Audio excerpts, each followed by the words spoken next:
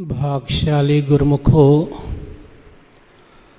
सम्मुख विराजमान श्री परमहंसों के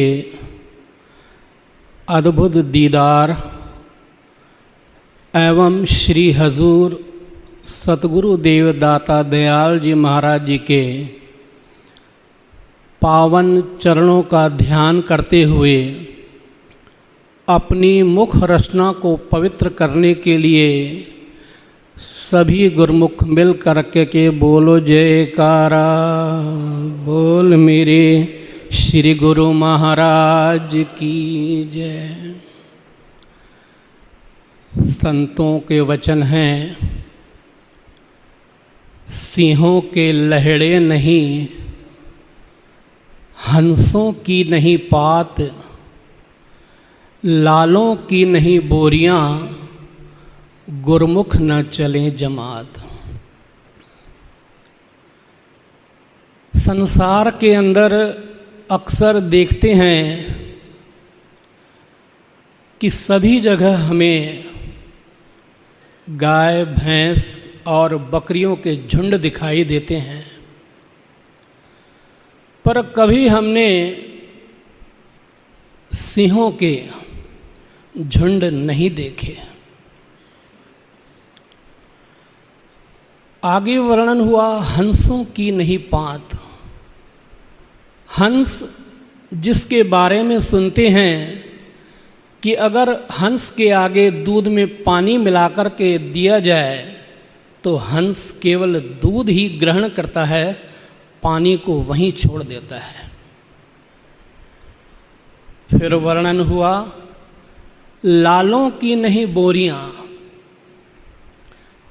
अक्सर आलू प्याज सब्जी की बोरियां तो हमने देखी हैं, पर किसी के पास अगर हीरे जवाहरात हों और वह बोरियों में डालकर रखे, ऐसा कभी न सुना है न देखा है। आखिरी में वर्णन हुआ गुरमुख न चलें जमात। जो गुरमुख होते हैं, अक्सर हम महापुरुषों के वचनों में सुनते हैं कि गुरमुख संसार में विरले ही होते हैं। गुरमुख न चले जमात।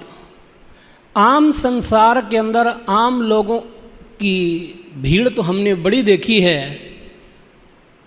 पर गुरमुखों की भीड़ बहुत कम रहती है, केवल महापुरुषों के चरणों में रहती है।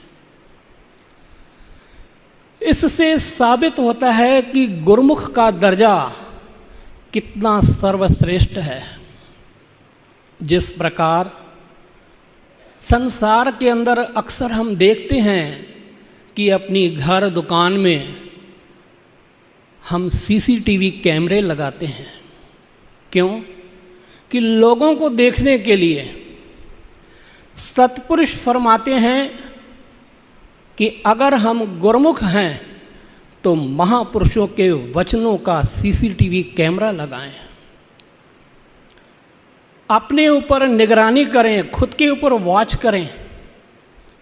वॉच घड़ी को भी कहते हैं, वॉच निगरानी को भी कहते हैं। वॉच की स्पेलिंग होती है WATCH। महापुरुष कहते हैं वॉच योर वर्ड। अपने शब्दों की तरफ निगरानी रखो कि आपके मुंह से जो शब्द निकलते हैं उसकी क्वालिटी रहती है या क्वांटिटी रहती है। अगर क्वालिटी होगी तो दुनिया हमको दोबारा सुनने के लिए तैयार हो जाएगी। अगर क्वांटिटी होगी तो दुनिया यही कहेगी कि भाई ये कब चुप करेगा तो हम यहाँ से उठें। फिर आया A, वॉच योर एक्शन, कि अपने मन की तरफ निगाह रखो, निगरानी रखो कि वह किस एक्शन में काम करता है, पॉजिटिविटी में काम करता है या निगेटिविटी में करता है। हमारे अंदर कौन से विचार उठते हैं, सकारात्मक या नकारात्मक। फिर आया T, वॉच योर थॉट, कि हम जो भी बोलें उसकी टोन कैसी है, उसका लहजा कैसा है। क्योंकि महापुरुषों ने वाणियों में लिखा है कि ऐसी वाणी बोलिए मन का आपा खोए औरन को शीतल करें, आपहु शीतल होए। कौवे की आवाज़ अच्छी लगती है कि कोयल की? कोयल की लगती है। तो गुरुमुख जो भी बोले कोयल की तरह मीठी आवाज़ में।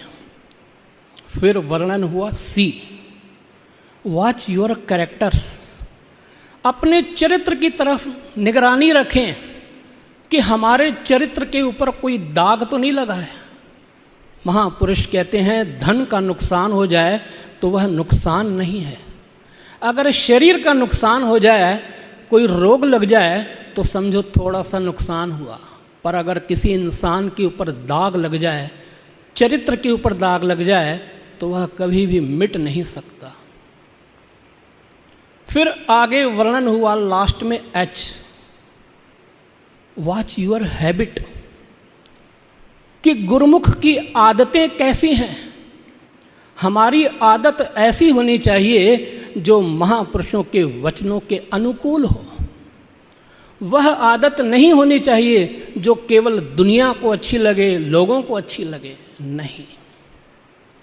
तो कहने का तात्पर्य यह है कि गुरुमुख वही होता है जो महापुरुषों के वचनों के अनुकूल अपने आप को चलाने की कोशिश करता है।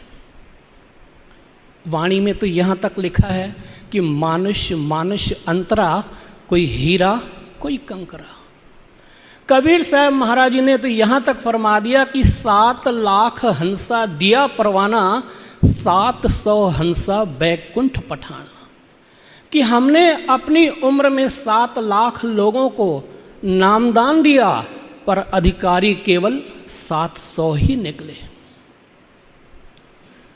तो हम यह न सोचें कि हम तो गुरु दरबार के शिष्य हो गए, नामदान ले लिया तो हम कोई पक्के गुरुमुख हो गए। गुरुमुख में भी क्वालिटी होती है। हम अपने आप को उस क्वालिटी का बनाएं। जैसे संसार में कई चीज़ें बिकती है ना, कि भाई ये 2 स्टार है, ये 3 स्टार है, ये 4 स्टार है, जो 5 स्टार है। जितने स्टार ज़्यादा लगते हैं उसकी क्वालिटी रहती है, उसकी कीमत भी बढ़ती है। तो गुरुमुख भी अपने आप गुरुमुख हो, हर वक्त निगाह रखे कि मेरे मन से, मेरे मुंह से, मेरे हाथों से वह कर्म न हो जो मालिक की मौज के खिलाफ हो। खुद के ऊपर वाच करें। तो हमारा फर्ज है जितना गुरुमुख हो हम महापुरुषों के वचनों के मुताबिक खुद को चलाने की कोशिश करेंगे। हमारी करनी और कथनी में अगर फर्क नहीं होगा तो महापुरुषों की प्रसन्नता गुरुमुख हो हमको ज़रूर मिलेगी, और उनकी प्रसन्नता पाकर के ही हम अपना जन्म सफल करें। बोल जयकारा, बोल मेरे श्री गुरु महाराज।